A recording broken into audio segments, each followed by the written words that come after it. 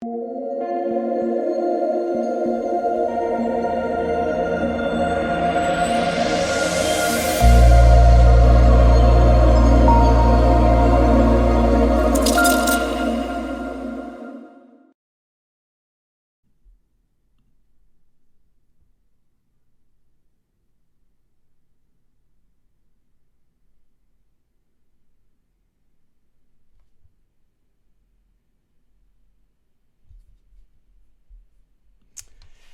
what is going on, guys? It's DK. Back at you with another video here to break down the 8-game NBA main slate on Wednesday. Before I get into the video, if you guys are new to the channel, my name's DK.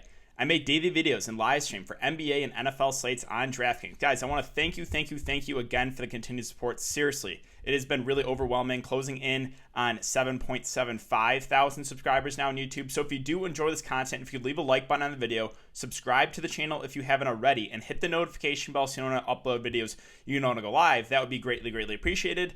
If you guys cannot watch these videos, I do upload an Apple Podcast. I'll have a link down below if you're interested in signing up for premium content. And I'll offer that on patreon.com. Offer a couple different packages, NBA, NFL, esports.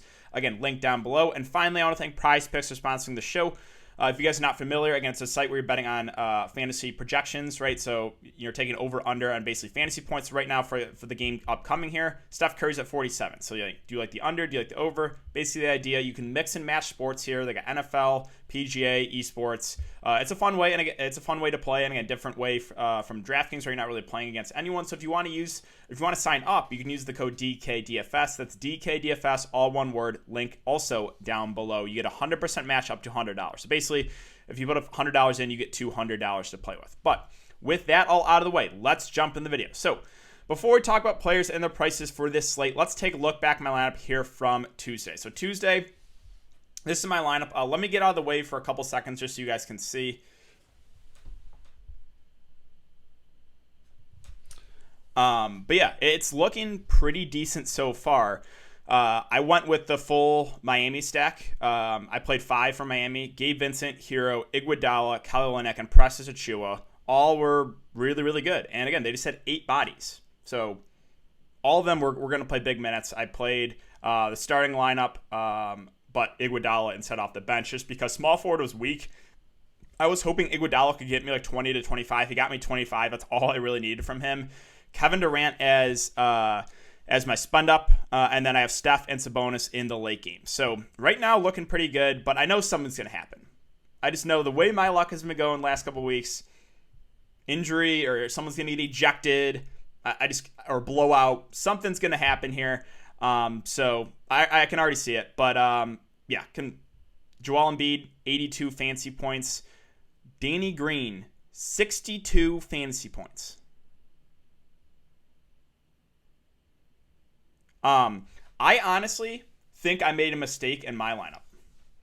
I do. Roster construction wise, I played 5 guys for Miami.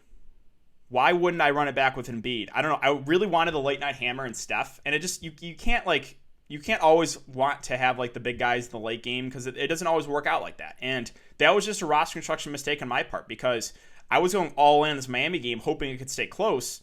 I knew if the game would have stayed close, Embiid would have smashed. So that was a mistake on my part playing Steph Curry over Embiid just because I wanted the late night hammer. But again, you can't always get the late night hammer here. So I think that was a mistake on my part. I should have prioritized getting Embiid in the lineup with the Valley guys from Miami. But that's really it. If you guys played JaVale McGee, I really feel for you. Like I really feel for you. I would have played him 100%, but Drummond got ruled out after lock. And JaVale McGee was on pace to absolutely break the slate. He was on pace for 50 plus, and the game blew out. He got pulled. I think he only played 4 minutes in the second half. So if you guys pivoted to JaVale McGee, that was a fantastic pivot. He was low owned. You got so unlucky. I feel for you. Also, Dotson was a solid play. That game, again, blew out. So Dotson and McGee just got crushed because of the blowout. I feel for you guys if you played either one of them because they're both good plays. Just unfortunate with the way how many blowouts have been happening in the NBA. But luckily, the 2 games I've targeted so far actually stayed close for once. And yeah, Curry, Sabonis in the late night hammer. We'll see how it goes. But that's it for the look back, guys. Hope you guys had a good night. And let's see if we can keep it going here for this slate. So we have Let's see. Mavs and Hornets. It's a 220 over under. The Mavs are 4-point favorites. Porzingis is back. Bucks, Pistons, the 227 over under. The Bucks are 10.5 point favorites. Nets and Knicks at 218.5 over under. The Nets are 4.5 point favorites. Hawks and Suns at 228 over under. The Suns are 5-point favorites. And the late night hammer here, this one looks pretty good. Trailblazers, Kings at 236 over under. Trailblazers are 4.5 point favorites. So we're gonna go team by team for these videos, guys, because there's just so many players out now with like COVID and stuff that it just makes it way easier to go team by team instead of position by position. So I apologize if you like position by position, but for now, gotta just go team by team because there's just so many guys out in each team that just makes it easier to talk about. So let's first start with Dallas. Good spot here against Charlotte. Luka Doncic at the top of 10-8, firmly in play. Even with Porzingis back, this guy has a ton of upside. Should play 35+ minutes. Again, great spot. Price under 11K. So I do like Luka a good amount there at the top. Porzingis is at 8-4. I mean, I'm going to stay away. I assume he's going to be pretty limited. Like, if I had to guess, I think he gets like a 20-minutes restriction or something like that. We'll see. If he's at like a 30 minutes limit, then I think you can make the argument for him here at 8.4K. So we'll just have to keep an eye on it. But I assume they're gonna ease him back into it. The other options are to stay away from me in like the mid range, like Hardaway and Burke are just too pricey with both Porzingis and Luka healthy. Now they are still missing some pieces here. Richardson, DFS, Kleber's out, Dwight Powell, Brunson's out. So a couple interesting plays here. Curious to see what the starting lineup is. Willie Cauley-Stein at 4-1. If he starts at center again and plays like 20+ minutes, I think you can make an argument for him. And also James Johnson, a decent point per guy. He played 26 minutes the last game. They're really thin on like the wings, so like I could see him getting 20+ minutes. Those are a couple plays I think you could look to. But yeah, that's really it. Boban, I mean, with no Dwight Powell and no Maxi Kleber, he might play. Depends on how many minutes Porzingis plays, but you could take a shot on Boban. Like, if Boban plays 15 minutes, he could go for 25 fantasy points. So, maybe Boban's in play. But that's it for Dallas. Let's move on to Charlotte. So, Charlotte, Hayward, still a little too pricey for me. LaMelo Ball, so just continues to put up big fantasy points, big fantasy point outing after big fantasy point outing. And 30 minutes. Minutes have been, solid for him. He kind of reminds me of Chris Boucher. People just don't want to buy into Boucher because the price continues to go up. Kind of like LaMelo Ball, right? The price continues to go up, but he continues to come through. So, sure, minutes are a little bit shaky. There's still some risk. I don't know if I go there in cash games because he got extended a bit because of the blowout. In close games, we've seen him 26, 24 minutes, right? So, he should be starting, to be honest. But that's a story for another day, I guess. I don't know why he's not starting. But I think he's a good GBP play. And if he gets close to 30 minutes tonight, he will probably get you there even in a bad spot. So Melo and GBPs I've interested in. Rozier, Graham, don't know if I want to go there. Don't know if really I want to go to Peach of Washington, that price. And that's really it for Charlotte for me.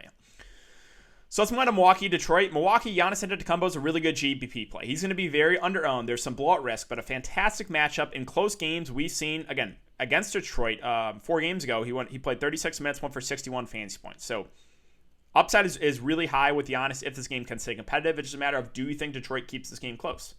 If you don't, Middleton and Drew are kind of stay away from their respective prices with Giannis playing. If you think the game blows out, then you want to look to Bobby Portis. I think it's extended a little bit in the blowout. He'll probably play 20 to 25 in a close game, probably 25 plus if the game blows out. So you could look to him in GPPs if you think the game blows out, and that's really it there for Milwaukee. So let's move on to Detroit. Detroit, Jeremy Grant. So if I'm playing Giannis Antetokounmpo, I think the guy, 2 guys, Jeremy Grant or Derrick Rose would be the guys I'd run it back with. Jeremy Grant has been really good. 42, 47, 52, and 44 fantasy points the last 4 games. He has been really turning it on. He's stuffing the stat sheet. He's scoring the ball.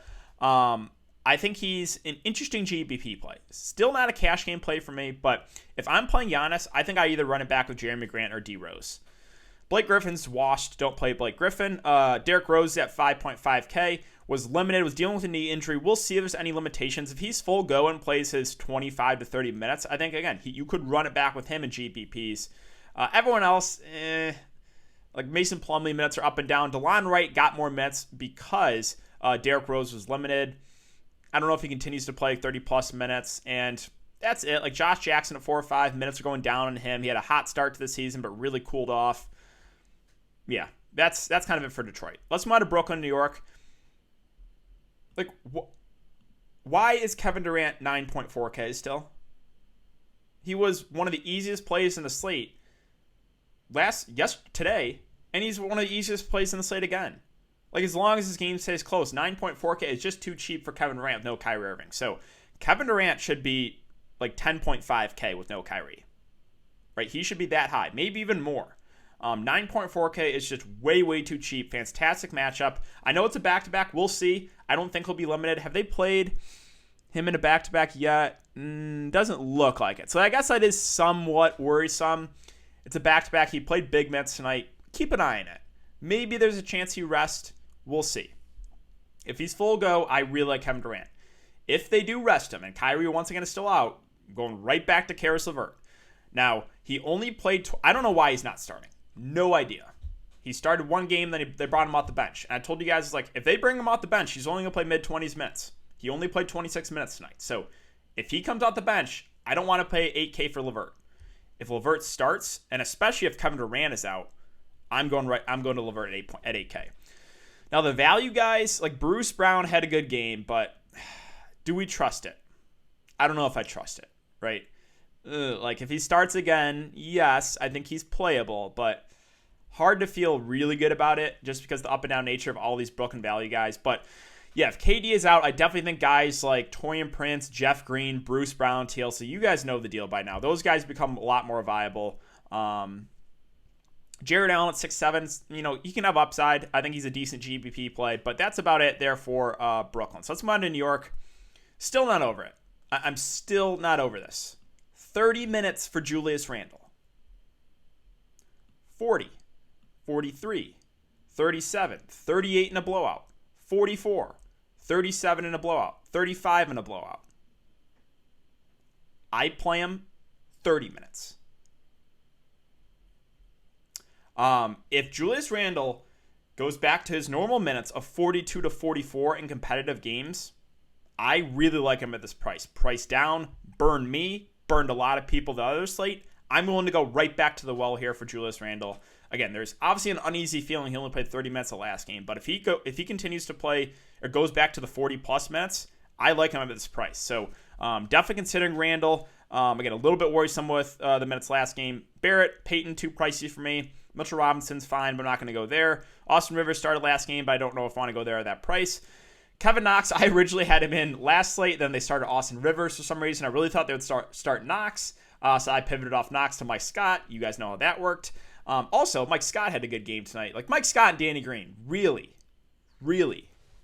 But yeah, Kevin Knox is fine here at 3.9K. If he starts, I would like him more. Again, Reggie Bullock, I believe, is doubtful. Yeah. So we'll see what they do with the starting lineup. I don't think they should not be starting Austin Rivers. They should start Kevin Knox. We'll see. But that's it for New York. Let's move on to Memphis. So Memphis is a team I have no interest in. Pretty easy. Let's move on to Minnesota. Minnesota, if Karl-Anthony Towns plays, I have no interest in anyone. That's pretty easy, right? If Karl-Anthony Towns is out, then D'Lo, Malik Beasley become good GPP plays, and then you got the three-headed monster of Naz Reid, Vanderbilt, and Ed Davis at center that you can try to guess on. But that's it. So, yeah, really, like, this game normally will look pretty appealing. Two teams that play fast, two teams that don't play a lot of defense. But Memphis, the starters are just not getting minutes. Everyone playing like 20 to high 20s, 20 to 29 minutes. Like, really, no one's playing over 30 for Memphis. Minnesota, if Cat is back and he's going to be limited, it just hurts everyone else. So, really, if Cat plays, I just cross off this game. Let's move on to Lakers and OKC. So, Lakers, LeBron's at 9.6, AD's at 9K. This is a pretty tempting price for Anthony Davis. I'm not going to lie. 9K for Anthony Davis. I know he hasn't had as much upside. He's been up and down, but that price is definitely tempting me a bit. So AD, I am considering at that price. And LeBron's fine at 9.6. Really, they just don't have as much upside as they did last season, right? Last season, the offense was those two, and that was it. This season, they just have higher usage guys like Schroeder and Harrell, right? THT's been good for them. So, yeah, I think LeBron and AD are solid. I think I prefer the price on AD. They're at 9K. The secondary guys are just kind of stay away from me. Like, they're just using too many guys right now. Like, THT's price is coming up. He's playing well.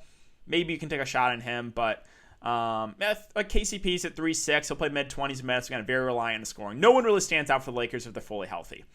On the OKC side, not a lot of love here. Tougher matchup. SGA's at 7.7. He's had 50-plus in the last three. I think he was struggling kind of tonight. But I think he's an interesting GPP play. Baisley, very up and down. Horford at 5.7 seems priced about right. I'm not going to chase Diallo. And that's kind of it for, George Hill's fine. Really, I'm not super excited about the OKC side.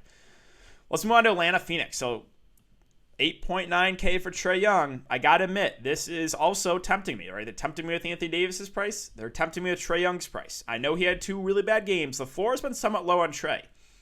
But like if he's getting it going, he can go for 50 plus. And the matchup's pretty solid here. I do like Trae for GPPs. Big news here is Capella. Capella is questionable.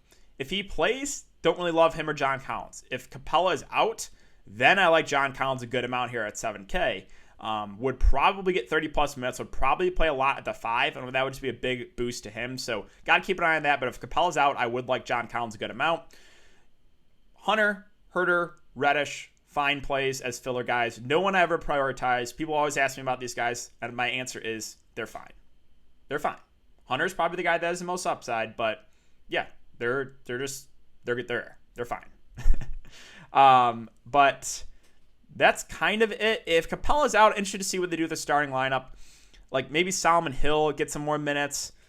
Rondo's questionable. Like Goodwin's been getting the backup point guard run. I mean, they are a little bit thin, right? Dunn's still out. Bogdanovich is out. Gallinari's out. Like these wings should get some good minutes. I expect like all these guys to push for 30 minutes. They're all, again, solid options. Does one really stand out? No. But yeah, like maybe you can make an argument for Solomon Hill 3-4. We'll see what they do with the starting lineup if in fact Capella is out. Let's move on to Phoenix. So Phoenix, can we talk about what happened last night? DeAndre Ayton, in literally the best possible spot against Robin Lopez and Mo Wagner, he just got destroyed by Robin Lopez. Robin Lopez is one of the most washed centers in the league, and Robin Lopez just took him to school. Like, I couldn't believe it. I honestly could not believe it. Like, I loved Ayton for GPPs there in that spot, and he just gets abused by Robin Lopez of all people. Whew. Price came down. He burned a lot of people the other night. Still don't mind him in GPPs.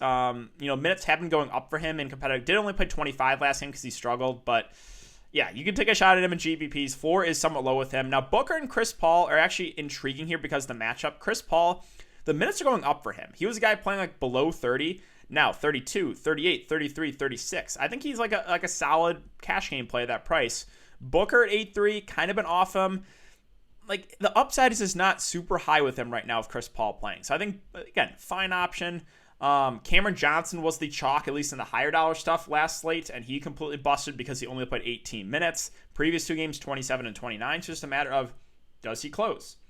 If I knew Cam Johnson was going to play 30 minutes tonight, I would probably play him. If he only plays 18, I don't want interest in there. So again, they have a lot of wings. Like I always say, Bridges, Crowder, Cam Johnson. So they have so many wings that it's hard to feel comfortable with any of those guys. All right, 2 games left here. New Orleans and the Clippers. So Ingram at 8.5, I think makes for a decent GPP play. The guy that stands out here is Zion Williamson. 7.3. That just seems too cheap for Zion. So sure, matchup's not the best, but he should play 32 to 35 minutes. I like the price on this. So Zion is definitely in play for me. Adams, the minutes are going up on Steven Adams. 34, 35 minutes. So I think he's like a decent play at this price. Again, a safer option. And then we got some news here. Lonzo Ball out. Eric Bledsoe questionable. You guys know where I'm going with this one. Oh yeah. It's NAW season, especially if Bledsoe's out. If Bledsoe's out and NAW starts a point guard, that's just the easiest play of the slate, in my opinion. 3.1K, this guy is a really good point per minute guy, aggressive player on the offensive end. I would really like NAW if Bledsoe's out. I assume if Bledsoe's in, I think Josh Hart starts. If Josh Hart starts, I think he's a decent play at 5.4K, should get more minutes. But then, yeah, NAW should get some more run off the bench. JJ Redick at 3.3, I think is a decent play. Very reliant in the scoring, so up and down. Minutes haven't been great on him, but you can take a shot there in GPP. So really we'll just have to monitor Lonzo Ball. If Ball and Bledsoe are out, NAW looks really, really good. Josh Hart would be solid. I think JJ would get some decent runs. So we'll just have to keep an eye on that, injury status there of Bledsoe. On the Clippers side, Kawhi and Paul George are both solid. Paul George has honestly been better than Kawhi Leonard this season. He's been really solid. 9.3 is fine. He's a guy that can get you a good amount of steals. I think he's definitely in play here. As far as center, so Zubac is questionable. If he's out, Ibaka, you can make the argument for 6K is not like super cheap. I think he would be a little bit more viable if Zubac's out. The value guys or the mid-range guys, it's hard to feel confident with any of these guys because now they're just like fully healthy. The one guy I might take a shot on is Marcus Morris. 18, played 25 minutes the last game. So I think you could make the argument for Marcus Morris here at 3.5 if he plays like 25 plus minutes. And that's it for the Clippers. Let's finish up with Portland and Sacramento. And this is the game for me. This game really stands out. Nurkic, yep, I'm still tilting that. Got injured for me at low ownership. If Yusuf Nurkic is out and Enes Kanter starts at center, I think he's one of the top plays of the slate. Great point per minute guy. Sacramento runs big too. It's not like Sacramento's a small ball team. With Holmes and Bagley, I don't think Portland can go small. So Kanter should be able to get, I think Kanter gets Nurkic's minutes. So I think if Nurkic is out, Kanter plays high 20s minutes in a close game. If that's the case, I just think he's a really, really good play. And then, yeah, I really like Harry Giles too, because I think Giles would get Kanter's minutes, which would be like 15 to 20. And Giles is a really good point per minute guy. So sign me up for Kanter and Giles. And I think you can play both together if Nurkic is out. If Nurkic is out and Kanter starts the center, again, I think Kanter gets Nurkic's minutes. I think Giles gets Kanter's minutes. And I don't really think they can go small ball with like Covington at the 5 because Sacramento's a big team with Holmes, with Bagley, Whiteside, right? So I don't think Portland can go small here, which makes me, if Nurkic is out, I really like Kanter and I really like Giles, both of their respective prices. But back to the guards, I like Lillard and CJ too. Great matchup here. Both these guys should play big minutes. So I like both guards. I am really, really high in this game. Lillard, CJ. CJ's been playing better than Lillard. He's just been, like Paul George, playing better than Kawhi. CJ's been playing better than Lillard. So I think the price looks better in CJ, to be honest. I like both guards a lot here. And then, yeah, the centers, if Nurkic is out, I really like Kanter and Giles off the bench. If Nurkic plays and is full go, no limitations, well, I really like Yusuf Nurkic. So I'll probably play him if he's full go. So really, whoever starts the center for Portland, I'm probably going to play. Let's finish up with Sacramento. So Sacramento really tempted me with this price too. 7.4K for De'Aaron Fox in one of the best possible spots. I really like Fox as well here. I just think this is too cheap. This is about $500 to $1,000 too cheap for this matchup for Fox. He got limited previous 2 games. That last game, 28 minutes. I really, really like Fox here.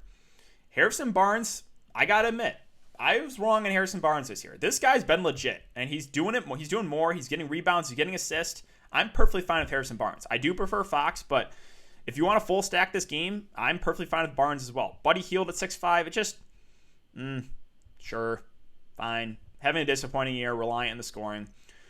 Richaun Holmes is just your typical boomer bust play because he either stays out of foul trouble and crushes or gets in foul trouble and completely busts your lineup. That game against Golden State, I was in great shape. Foul trouble plus the blowout. In games that are close and he stays out of foul trouble, he should play over 30 minutes. 43, 47 in those games. So I think Holmes makes a really good GPP play. Could I go there in cash? I don't think I could. Just because of the fact that he is in foul trouble a lot. But when he does stay out of foul trouble, he will probably break the slate. So just a matter of, are you willing to take the shot there? Halliburton, I think, is a decent play as well. He should play about 30 minutes. He's a decent point per guy. He can stuff the stat sheet. So I think he's like an okay play here. Bagley, probably not. Whiteside lost minutes last game. Again, only played 10. So if he's only going to play like 10 to 10-ish minutes, I probably can't do it. And he's a good point per guy. Corey Joseph's at 3.7. Minutes aren't high enough when all the guards are healthy. So that's really it for the breakdown today, guys, and I think that's going to do it for the video as well. So if you have been enjoying the content so far, I would really appreciate it if you leave a like button on the video, subscribe to the channel if you haven't already, and hit the notification bell so you don't upload videos you don't want to go live. As always, I'll be doing a YouTube live stream before lock to go over everything and answer all your guys' questions. So make sure to check the live stream, guys. Thanks again. I hope you have a great night, and I will see you all tomorrow.